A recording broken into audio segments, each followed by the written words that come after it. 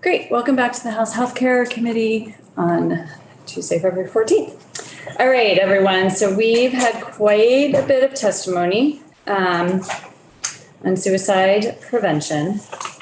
And kind of want to tell you where my thoughts are going and then hear everyone's feedback. One, it does say on here possible vote, and I'll explain what that is in a minute. So from what I'm hearing from our witnesses, there's like a whole gamut here on suicide prevention, right? So we've heard from families that education is important, that post-prevention supports are important, that schools, staff, students, are struggling, and it's important. We've just heard testimony today, and we've heard this last week, that if firearms are your method of suicide, you die. And if firearms are not a method of suicide, attempted suicides, you don't normally die. And in interviews, at least here in Vermont, of people who have attempted suicide and have survived, I think the pediatrician Becca Bell said, it's not, I wanted to die, it's, I wanted to stop the pain. And they continue to live. So I see us moving potentially in a couple different ways. I see us taking H230 off the wall, which is a short form bill, which is about the lethality of suicides, and we'll have Katie walk us through it. It's very short. And working on legislation around that piece of it. Alyssa is introducing a bill that begins the conversation about pretty much everything else. Education, post-vention, getting DMH and BDH back in here and do a deeper dive into the programs they're offering through the grant process to see where policy-wise we need to maybe enforce what they're doing or add to what they're doing. And then also, I know the House Education Committee, I've been talking with the chair, Peter Conlon, they took quite a bit of testimony last week from school superintendents and about mental health in the schools.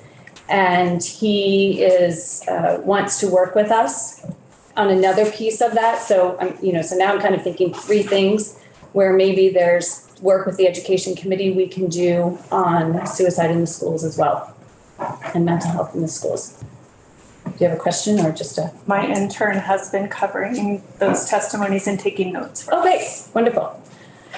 So that's what I'm hearing from the testimony, but I would love to hear what everyone is thinking. How many other bills are going to be introduced about gun bills? So we can do this, they can do this, they can do this. Where does that bring us at the end? So if we take this off the wall, so taking H230 off the wall, basically it's a straw vote that simply says, we as a committee want to work on legislation around the lethality of suicide. Alyssa has been working with Ledge Council on a long form bill for that, and that's just how it works. You go from short form to a long form. So that would be in our committee, specific to suicide prevention in the lens of healthcare. There is gun legislation happening in the other body, which is not connected to healthcare. And so whether or not that passes the Senate or what happens when it's over here, we have no idea. Does that help answer your question? Yeah, I guess it does. And just to let you all know, I'm a gun advocate. I've been a gun owner all my life. The people that sent me here, one of the things they said, they did not want the clean heat bill because we can't even afford our groceries. We can't do this. This is the majority. In the others, Franklin County, they want their gun rights. It's very crucial to them. And I listened to all that testimony, and I could probably go through pretty much every sentence he had and have a different view. Okay, when you say, guns, people keep guns for protection. That's a reality. Mm-hmm. you live up in East Bakersfield or West Venusburg, and people, I can write you a book on incidents where the person felt comfortable having that gun available and deterring a lot of stuff. So the suicide prevention, I'm all for. I'll appropriate more money for it, or whatever it takes. But I want to get to the root of the problem, not reacting to the problem. And again, there's a part of me that the waiting period, I've heard it, some people want 30 days, some people want 10 days, some people want 7, now it's down to 3, now it's 48 hours. I can understand the waiting period for where you can't get it that moment, even though I've done it. I'm an honest citizen. But I don't want to harm the innocent people either, but I want to protect the vulnerable people. So maybe a 48-hour period, but locking the guns up. I got a lot of them. They're locked up, all but one. It's not locked up. Now, will something happen to one of my grandchildren? I don't know. I pray to God it wouldn't. Okay? If it does, I'd have to live with the consequences. But I do have issues with bringing that part into the suicide prevention, because I want to stop all suicide prevention. And I was going to ask him, per 100,000 suicides in Massachusetts, forget how, what was the percentage of, because if they don't use this mean, will they use another mean? And I know there's a percentage that will use gun, because it's, most people, why they use the gun, because they want to get the job done. It's quick, and so I got mixed feelings. But suicide prevention, I'm all for. How we go about it, I'm not sure. So, and I appreciate that. And I appreciate where your constituents are and they sent you here. I get that. I would say voting, however the vote is on H230, it is to continue the conversation around specific legislation. It is not, we are absolutely going to include waiting period for 7 days. I mean, it's, so it's going to be the start of a bill. I understand we will most likely not have a unanimous vote on this. But I am going to counter that for me, gun safety legislation is suicide prevention, and it is not limiting a person's right to have a gun.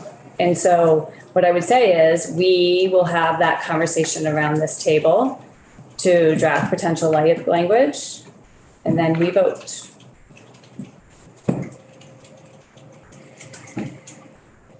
No problem. Any other thoughts, comments? Leslie and then Art? This is a little, you'll just point me in the right direction here. The ERPO piece, where does that come? Is that part of our piece, or does that go to judiciary? So what will happen, depending on what we decide to put in this bill will go to judiciary. So if it includes, whether or not it includes ERPO, it will go to judiciary. Because whether it's waiting period or gun safety, there are, it requires a judicial review, yes. So I found the data, operating from a medical point of view, that's how I make decisions in treating people, very compelling. I think the data, it's almost not, we can't ignore it. And I totally agree that it's a prevention, removing guns. And here you say something might happen to your grandchild and you'll have to live with it, breaks my heart. But it's your decision, clearly. But I really want to move forward in a way. I'd like to include ERPO. I'd like to take it off the wall so we can have a meaningful conversation. I think it is a public health issue. I'd like to see if we can get money, which is why I brought that question up. I don't know that we can. It's just heartbreaking, and we have an opportunity to help people not go through that Oh, I'm sure. awfulness. So I'm for voting. I'm with you, and I'd like to move forward. Thanks, Leslie. Art?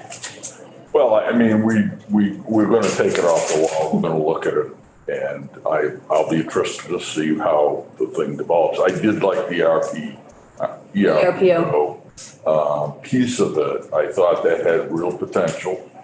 I think we can craft something that will hopefully help an awful lot of families identify people who should not be able to buy or have a firearm. I think that is really a great preventative piece if we can make it something we do.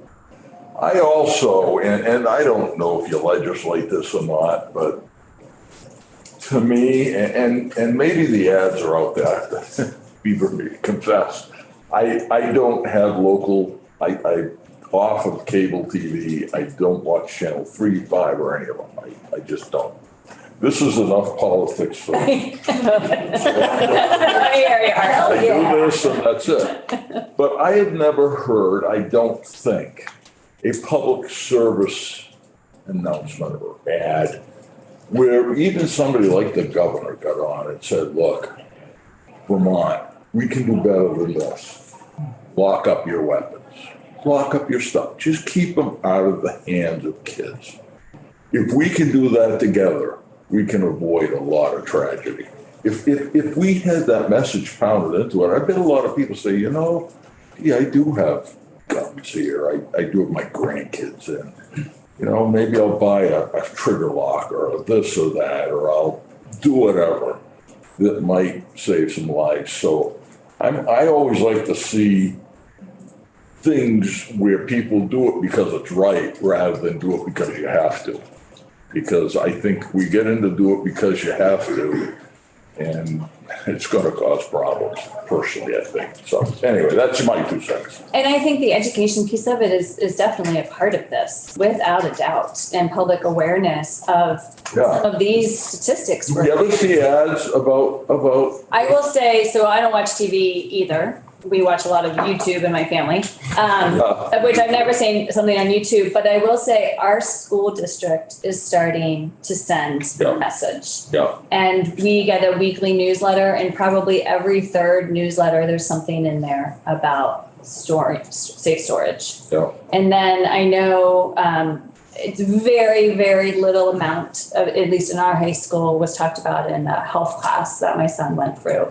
I don't know what it is around the state. And so those are some of the things that we can also look at as part of this second bill, which is why I think we do need to do it in phases as much as it takes longer, because it is a lot of different pieces of the puzzle that need to come together. The other thing is when you implement something like this, what's the enforcement? Right. So there's a lot of, I agree with him. I think education is probably the most important thing. And you can say, we suggest, we recommend this, okay? I do believe it locks. I'm not against that. Right. Okay. I'm also saying the person that wants it for self-defense, it's got to be readily available. It can't be locked up. But right. should be locked up. And as we talk about legislation, we can have legislative counsel in here and talk about what enforcement options are. I understand it helps. I'm not denying that fact, trust me. Yeah. Mari? This was going to be my point, and going off of what Art said, I am a gun owner. I have a handgun. I have a long gun for hunting. I would support, I have to see it too, but I think the majority of my constituents, some would have difficulty with waiting periods, with anything, maybe other measures that they would perceive as limiting their Second Amendment rights. However, I, as a representative, feel that I have the responsibility to do whatever I can to help get the education about that data out. And I think that is definitely a critical piece. I think we should consider when we're drafting the bill, involving money committees to also make sure that we have funding for either a communications or a public relations expert. We need help to figure out what's the most effective way to get this information out there. Because I bet a lot of my constituents that would argue that their Second Amendment rights are being infringed upon more than the work that we do would help prevent suicide, aren't aware of this information. So I think that is critical. And whether we can change people's minds with that information, I don't know, but we have that responsibility to get that information out. And something that's coming to mind is, we have those two large grants that BDH and Department of Health are working with, and we kind of breeze through the various programs they're offering. So having them come back and talk specifically about whatever public awareness they're going to do as well, that the money might already be there and we can help navigate towards, a message we think needs to get out. And I also love the screening in the hospitals, and I know it hasn't gone live at UVM Medical Center yet, so I hope I don't get in trouble for this, but I actually asked when I had an admission, I asked a patient, I did the Columbia's suicide assessment tool, and then I asked about guns. And it was straightforward. Right. It was not a hard thing to do. Great. Listen. So I wanted to say a couple things. First of all, quick Google search, Alan, and I hope this is accurate, but it's Google, so it must be 100%. Maybe it is. Massachusetts 2020, because that's the most recent one I could find. Their 2020 rate of suicide per 100,000 was 8.7. Okay. Vermont in 2020 was 18.1. Okay, so, Art, one of the reasons why I think it's so imperative that we have this conversation and, that we think about these mechanisms, these levers that we can possibly pull, to decrease this. The most important part of it is not the laws. It's not the enforcement. It's the information to Vermonters. And, to Mari's point, I mean, I know y'all think I'm not the city of Essex Junction. I represent a very rural part of Essex. It's my job as a representative to be able to explain my vote. And I am in the privileged position of being able to get the real information and make decisions on the real information, not the perception. I have been enmeshed in suicide for 4 years of my life. Everything I thought I knew about suicide, I didn't know anything. I mean, it's completely flipped. And I just, part of my campaign, more than anything else, has just been, I just want people to understand what the real face of suicide is.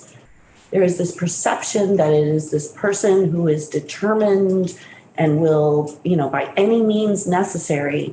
That is not what real suicide looks like in our state. It is, and I'm afraid to say this, but it is most likely you four men, you four middle-aged men, you are the face of suicide in our state. And people don't think that. It is losing your job. It is your wife leaving you. It is a bad breakup with a girlfriend. I lost my son for a bad breakup with a girlfriend. Everybody has bad breakup with a girlfriend. I lost my son for that one reason. And to the point of, I have always had firearms. Multiple handguns. We're obsessive compulsive about locking them up. Rob was talking about that the other day. he never could get the safes open because he couldn't see and he couldn't find his reading glasses. But, we were obsessive about locking up our guns. I was a firearm owner. I will tell you what I know about suicide now. I do not have firearms anymore because I know that one of the biggest risk factors is having a family member die by suicide. Because my son died by suicide, I am at increased risk of dying by suicide. And I will tell you, in the last 4 years, if I had a gun in my home, I would not be sitting here right now. And I think it is important that we get this information out to Vermonters. And it's not necessarily about preventing, it's mitigating. These measures, they will not save everybody. We cannot legislate despair away. But these are very simple measures to mitigate the risk and to give people another day. I think about Cheryl Hannah's husband sitting here, and he talked about she went to the gun store and the police drove up and parked next to her. And she got freaked out and left. The simple act, and while she did go back a few days later, the simple act of a police car driving up next to her stopped her mind and she drove away. And she got another chance. Unfortunately, that didn't happen the second time. And the last thing that I will say, because I talk to a lot of people who are very opposed to these things. I mean, it is the nature of the work that I have been doing for 4 years now. And I have very long conversations with people. And I know where your constituents are. I know where your constituents are. I know where all of our constituents are.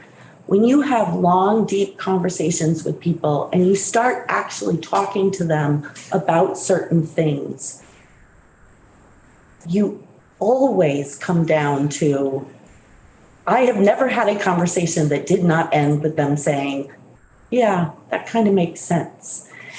And what I always say to people is, if you walked in to your local FFL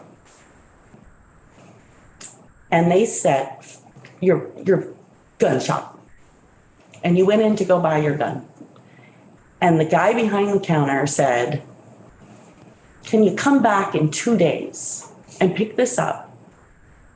Because it might save someone's life. I don't know a single person that would say, nope, don't care, want it now. Everybody I know and everybody I talk to always says, yeah, I'd do that. And just to set the record straight, I don't have a problem with that. 48-hour period, I have no problem with that, okay? I would probably support that. But if that's supporting with 4 or 5 other things, I won't, okay? So, and I just think we gotta start education, and money shouldn't be the issue. You're talking about lives, but I don't think we've done a very good job even talking about not just suicides, any type of mental illness at a younger age. And so Yeah, I agree I with appreciate your story. Thank you. Can I expand a little bit Um, on? you. Just a couple Okay, minutes. just, I wanted to say that some of the legislation that I have been working on for a more long form bill with Legislative Council, there are pieces in there about education, pieces about gun shops, disseminating real accurate information about safe storage, and schools disseminating information about safe storage. And what other pieces am I thinking about around education? There's some other stuff, Yeah. but it does address, like, the things that you're talking about. Because it really is. This is about educating And we, Vermonters. and we haven't done a bill yet, right? Where we've been able to change language, really? We've done 3 bills. I haven't seen one. Right. You know, in terms of taking a short form. Oh, right, yes. So this will be a bill that we'll walk through, but it won't be a bill like the compacts where we can't change any of the language. So we're in Daisy, and then I want to bring Katie up just to, and Topper to do you have a 3:30 hard stop? I have 3:30. Okay. Thank you so much, Alyssa, for all of your work and for sharing. That is just really powerful. Thank you. That was beautiful, powerful. Thank you. Education, I really appreciate, Ellen, your points of the importance of that. I, in the past, have looked into the education that some of our international countries have done around gun use and safety in storage. Japan has some really excellent educational points that they've done. I wonder if in drafting the bill, you've looked outside of the US at some of the educational points that other countries have used. I have not, but thank you so much for the suggestion. Also, But that, I believe, will be part of our committee Yes, that can be process. part of our committee Yeah. process too, absolutely. You good, Daisy?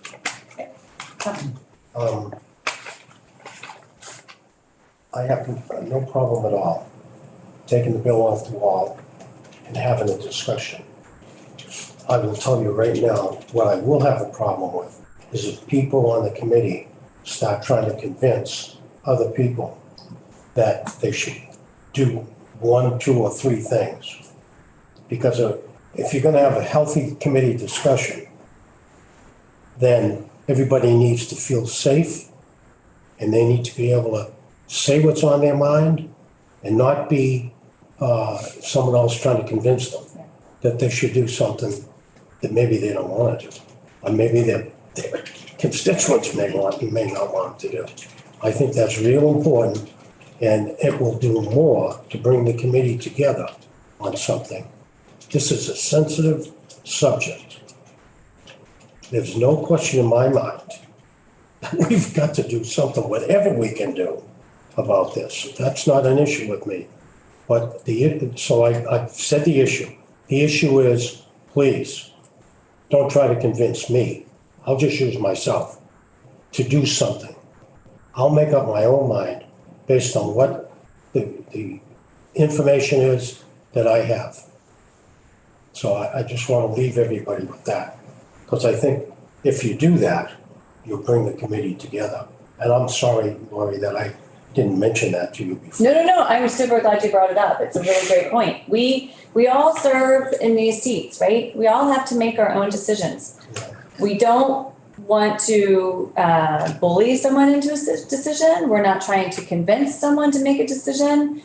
What I do ask is that everyone keeps an open mind as we look at the data, that you're open about what you might want included. I'll just real quick say, we worked on a bill last session with Representative Page, who I knew did not like the bill, but he stayed engaged and provided input into that bill that made it better. He still voted no, but I was thrilled that he put information in, stayed engaged and put information that made that bill better. So that's my ask, that we just stay engaged. And at the end of the day, you're going to vote how you feel you want to vote. And if you at all ever feel pressured from anyone on the committee, please come see me, because that is not right. I agree. Thank you. All right, we're going to bring Katie up to walk us through the very short form bill. What we're talking about. I know, exactly, Ellen. Thank you so much for being so clear about where you are. I could do an actual. Exactly. Just, we all have different mindsets, we have different backgrounds. and Yep. We're not ever gonna agree on everything. No. My wife and I didn't agree 48 years. That sounds healthy. As long as you all agree with me. All right. I don't even think you need to put it up, because I think it's, unless you want to. I mean, if you have it ready, then let's put it up, yes. Okay. And this would be a straw vote, and majority yes will mean we take it up as a long form bill. So are we voting to take it off the wall? Yes, so then what will happen is then we will see a draft of a long form bill that Alyssa has been working on. Oh, I see. But then we would not see Alyssa's bill because it missed the deadline. Is that what so we're. Yeah, the short form bill was what she put in. And then she continued to work on a long form bill related to the short form bill. I guess I'm confused about why we just don't go to long form bill. We will We amend will- the short form. After we have to take this off the wall. One doesn't We have to live. take the short form bill off the wall and amend it to a long form bill. This is what we have to start with, because this is what was introduced. So your bill was never introduced? is that Correct. how- Because you missed the deadline. I'm just trying to understand why it wasn't introduced. It wasn't ready. She chose to do it with the short form bill. It's a lot to it. It's like a placeholder. Right, while she worked on a long form bill, that's all. Katie. Yes, hello. Katie McGlynn, Office of Legislative Counsel, as we've already discussed, it's a very long bill to go through.